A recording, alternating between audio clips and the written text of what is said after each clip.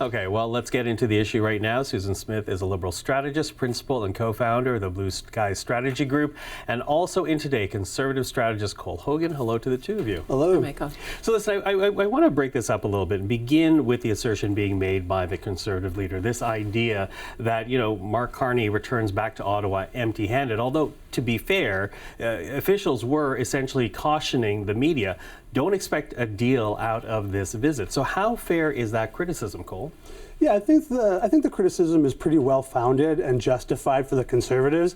And I got to say, just in general, on Mark Carney's meeting with Donald Trump at the White House, it's always nice to see former running mates get back together after an election. But in all seriousness, I think that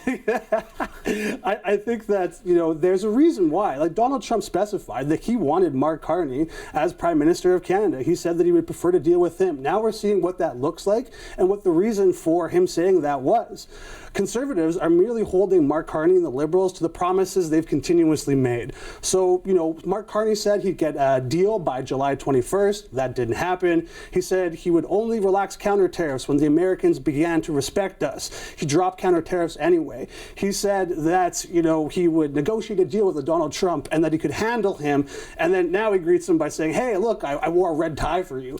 So I don't think that he should go in there guns a-blazing, of course, but we have to know how quickly, how fast we went from elbows up to kowtowing to Donald Trump's whims. Mm-hmm. But is it fair, though, to take him on when even the PMO is expecting a deal out of Washington, though? At least not this time around. Well, look, I think that, we can only react to the expectations that have been set by this government and the Liberal Party generally. Like, this was supposed to be the rainmaker and the person that was elected to do this exact job. So this is, if this is the metric you're going to get elected on, this is the metric you will be judged by the Canadian electorate and generally politically. Okay, so Susan, then does the government have a communication challenge here? Because at the end of the day, when Pierre Poilievre says in the House of Commons, Mark Carney just came back home with no deal, all Pierre Poilievre is doing is stating the truth.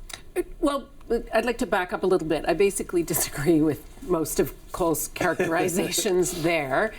And I think the main point is that successful negotiations don't take place in public.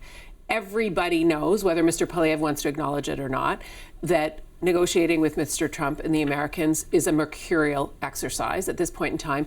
And even the Brits and the EU, who sort of scurried and hurried up to get a deal, are regretting that. And the math that's been done after the fact is seeing that it wasn't quite such a good exercise that they've got. So I think the patience that the Canadians are showing is actually the right thing to do. The other thing is the U.S. Supreme Court's going to rule November 5th about whether these tariffs are in fact valid, and that could be a complete game changer too. So the Canadians are, I think, exhibiting tactics and patience to get the right deal, and that's what Mr. Carney is doing. Mr. Poilievre continues to look for sound bites and to absolutely simplify things, even if he actually gets simplify things and play fast and loose with the facts. But the Canadian negotiators are working behind the scenes. Everybody knows that's the best way to get a deal done. And, Trump, no one has said he's predictable. And so taking our time, negotiating, having conversations face to face is the best way to move something forward. And that's what the Prime Minister is doing for Canada and Canadians. Yeah, I hear you making sounds behind me. Go for it. No, I think in particular, too, as we move towards 2026 and Kuzma, I agree that, I'm sure Dominic LeBlanc and others are doing their level best to push negotiations forward, but we haven't seen a lot of positive indications as to exactly what the result's going to be.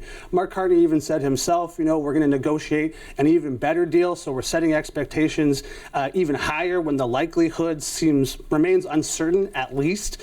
I think on the positive side, in my opinion, we saw the resuscitation of Keystone XL as that potentially being a project that we can move forward, which I think is a good thing to just get Canadian energy moving, especially when a lot of that project has already been completed. I think that's a positive thing.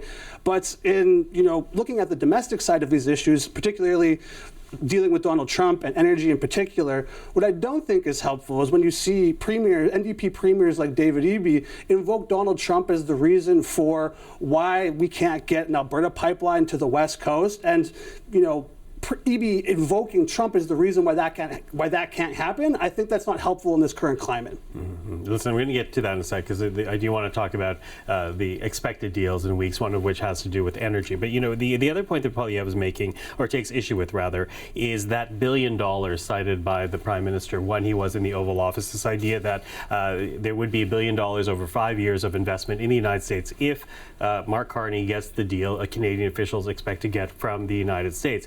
Pierre Poilievre takes issue with that. Why take issue with it, Cole, when at the end of the day, all he's doing is publicly signaling to Americans, investors, and politicians in Washington that there is a worth of the Canadian relationship? Yeah, I think there's a few things going on here. Like, one, Pierre Poilievre and the Conservatives would like to point out the ever-familiar relationship between Mark Carney and Donald Trump compared to the posturing that we saw during the election and afterwards, and the difference between those two things.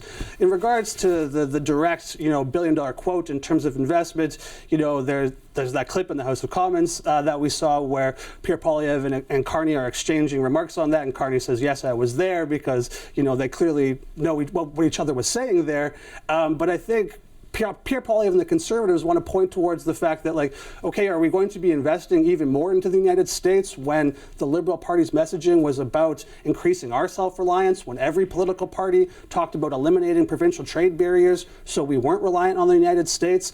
What's the bridge between those things? How do we observe that delta? And what does it tell us about what the Liberal government's priorities are? Okay, that familiar relationship that Cole's talking about, Susan, is that a challenge for the Prime Minister? Because, as Cole pointed out, it's gone from elbows up to flattering the American president. Look, as I've said, Donald Trump is a mercurial guy. I think Mark Carney is a tactician, and Pierre Poilievre is a slugger.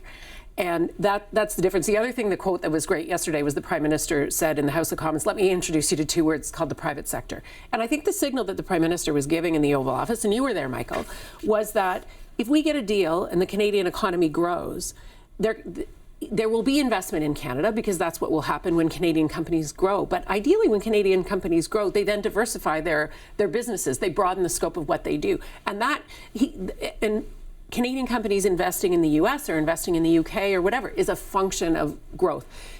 Question period answers don't give a lot of time for actual long economic explanations. I'm sure Mr. Carney, the PhD in economy, could teach Pierre Poilievre, the professional politician, one or two things about the economics and how that kind of works from an economic growth perspective. But the Prime Minister has the trust of the country to get it done with Trump. The country did not trust Pierre Poilievre to get it done with Trump. The other thing, I don't hear any solutions or other paths from Mr. Poilievre. Mr. Poilievre wants to continue to say, well, they should have picked me instead, yet he offers nothing constructive in return. So my poker chips, I think, are still with the Prime Minister, the guy who's got national global private sector experience on how to do something to grow and bolster the Canadian economy versus, someone who's just going to was across the house. Okay. I know you want to, but I need to ask one question, though, sure. because the one concrete thing that did come out of Washington was, and this is we're hearing through PMO, the directive to work on steel, aluminum, and energy, with the PMO expecting material progress in the next few weeks. So what will you be watching out for then, Cole? Sure. Well, to Susan's point earlier, Canadians do trust the Liberal Party and Mark Carney the most to deal with Donald Trump and address these tariffs and these issues that we're talking about for now.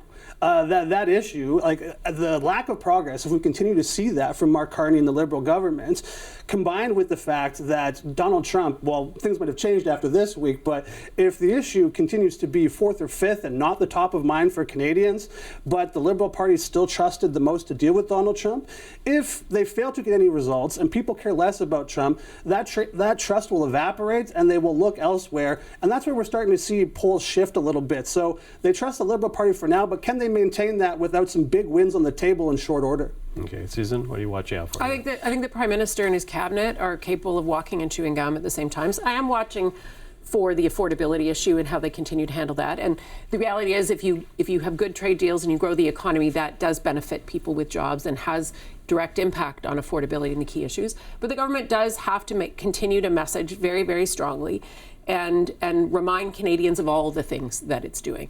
The Prime Minister is leading with his team on these very, very pressing issues because the trade issues on steel and automotive, et cetera, has direct impact on households, so he has to do that. But at the same time, his team needs to continue to communicate on the other issues. Okay, well, that was quite the trip. Thank you for the opinions of it. We'll speak again. Cole and Susan, thank you. Thanks, Michael.